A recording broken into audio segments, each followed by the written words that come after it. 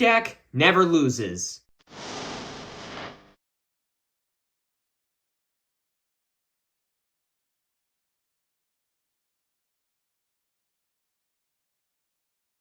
Hello and welcome to the table, and today I'm doing a Decktech video for Ahsoka, and I just finished building this deck. This is Tuesday night when I'm recording this. I just finished this list, and I'm like, holy crap, this is better than the one that I am about to put up. So here's this one, Ahsoka Yellow. It is actually cracked because Petronaki Arena, again, is kicking names. It is a 26 health base that gives each leader unit you control +1 power. That is not the main thing that makes this deck so good. It is the icing on the cake. But this deck, I mean, if you don't already see in front of you, Surprise Strike, Breaking In, Hot Shot, DL44 Blaster, Ahsoka's Padawan Lightsaber, Red 3, Jesse. There's just a mazillion ways to deal stupid amounts of damage on like turn 2, 3. And you can deal like 23 plus damage the turn before you flip Ahsoka. You can basically put your opponent on death's door before you even flip Ahsoka. So yeah, this deck is nuts. Let's get into it. Starting things off, I already talked about the base. Let's talk about Ahsoka. It's just got a very simple ability for coordinate. If you have 3 or more units out, you can exhaust her, attack with the unit, and it gets +1 power for the attack. Nothing too crazy. But once you have 5 resources, you can flip Ahsoka into a 3/6 that once you have coordinate turned on, if you have 3 or more units, including yourself, she gets +2 power. So it, with Petronaki Arena out, she is a 6/6 that comes out on turn 4, which is a little bit cracked if you didn't know. But this list is absurd because, I mean, let's just get into it. Starting things off, I got R2-D2 as a 2 of. 1 cost, 1/4, when you play it, attack with it. You get to look at the top card of your deck, ship it to the bottom, or keep it on top, basically filtering and making sure that you draw what you need to, not just getting dead draws later on in the game, if it gets to that point, which doesn't too often, but there for that reason, and there's a reason why it's only a 2 of for that reason. Then there are Soldiers of the 501st, a 1 cost, 1/3 with Raid 1, a Worst Green Squadron A-Wing, simply put, a 2 cost space unit, that's a 1/3 with Raid 2 in the deck. Then there's Cartel Spacer, a 1 cost 2/3 with bounty of drawing a card. It's a space unit. This card is just kind of, it's just good in this deck, simply put. Then there's Hot Shot DL44 Blaster, a 2 of in the deck. It's a 1 cost upgrade that gives +2 power to the attached non-vehicle unit, and you can smuggle it out for 3 resources. And when you play it using its smuggle cost, you attack with the attached unit. Then Ahsoka's Padawan Lightsaber is a 1 cost upgrade that gives the attached non-vehicle unit +2 power, and when you play it, if it's attached to Ahsoka, you can do attack with the unit. It's just good. DL44 Blaster, Ahsoka's Padawan Lightsaber, very similar card. They're just very good upgrades to make your stuff come in for more damage. Then there's Sabine Wren, a 2 cost 2/3 that, well, while you have 3 or more aspects among your friendly units, she cannot be attacked unless you have Sentinel, unless she gains Sentinel. And then whenever you attack with her, you can either deal 1 damage to the defender or to a base. It's just a very good attacker. Surprise Strike is a 2 cost event that gives unit +3 power, and you get to attack with it. That's cracked.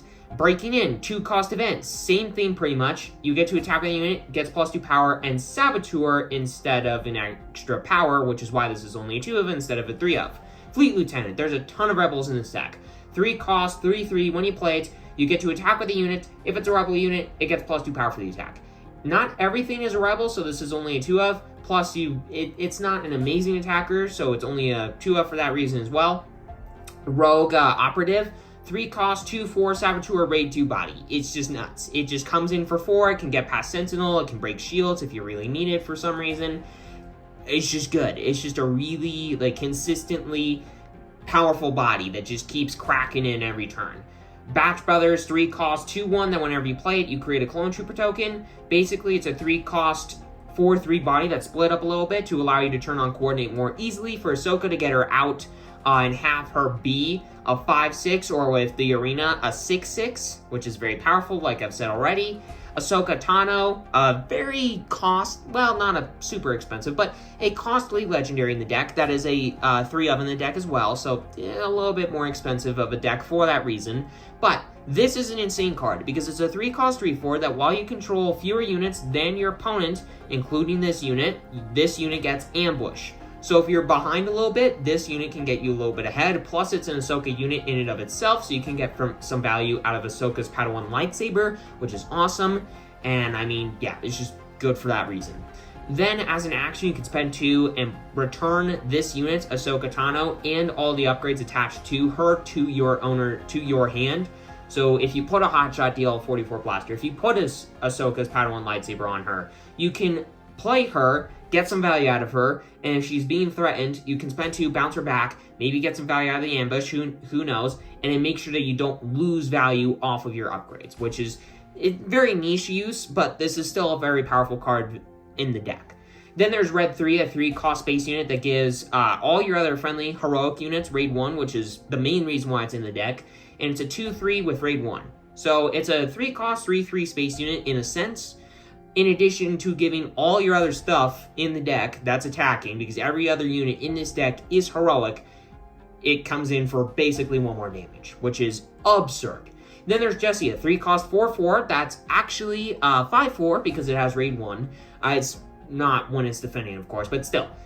It's a 4/4 with Raid 1, and whenever you play it, an opponent gets 2 Battle Droid tokens, which honestly, who cares, right? I mean, it's a 3-cost gigantic beater that's coming in all the time, and with this deck rushing the opponent down so quick, this is just a good way to end the opponent super quickly. And then for a cause I believe in, it's a 3-cost event. You reveal the top 4 of your deck. For each heroic card played this or seen this way, which is most all of the deck. There's only like 7 cards in the entire deck that aren't heroic, which is not a lot. You deal 1 damage to the opponent's base, so you get to deal usually 4 damage at most, minimum like 3 damage. And then you can basically stack them however you want. You can discard as many of them as you want, and basically kind of get a general idea of what you're going to be drawing for the future turns and getting rid of any Jed draws. Very powerful card, similarly to R2-D2 for that reason, and it's a 3 of in the deck for the reason that it's just better than R2. But then there's K2SO, one of the bigger things in the deck that also allows you to just continually beat down your opponent. It's a 4-cost 4/4 overwhelm, and whenever it's defeated for each opponent, either deal 3 damage to their base or force them to discard a card of their choosing, but still. It's just a good beat stick, and if it dies, more value for you. It allows you to turn on and coordinate more easily because it's usually going to stick around for longer. Then there's Wrecker, a really good just game ender if you need to get to that point. It's a 6-cost 7/6 overwhelm that whenever you play it, you can defeat a friendly unit, deal 5 damage to a ground unit. It's an insane card. It's just an insane end game threat if you get to that point. But very rarely does this deck get that late in the game because, I mean, this deck is kind of nuts. This deck may not look better than Sabine, but I think it is really close.